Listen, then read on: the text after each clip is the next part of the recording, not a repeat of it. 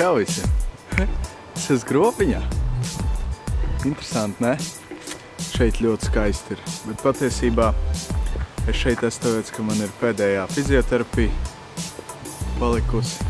Es diezgan priecīgs esmu. Pēc fizioterapijas tad es pastāstīšu arī par to, kas notiek tālāk saistībā ar projektu.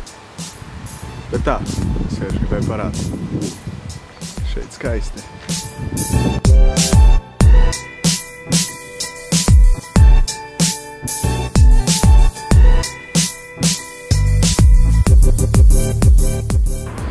Tas, ko es jums pirms tam teicu, jā, šodien 17.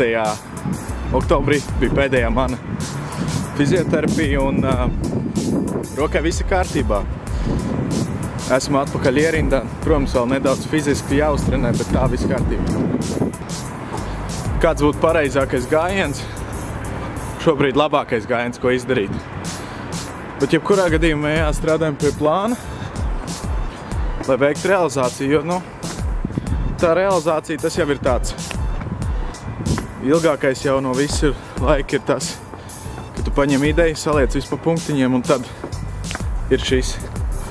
Mēs esam tūtām. Ar to šodien pietiks. Man liekas, ka bija jauka diena. Rītā noteikti jau būs kaut kas interesantāks. Mums rīt atkal tie kursi un kas vēl ne. Tā kā jā, cool. Gaida nākamo vlogu.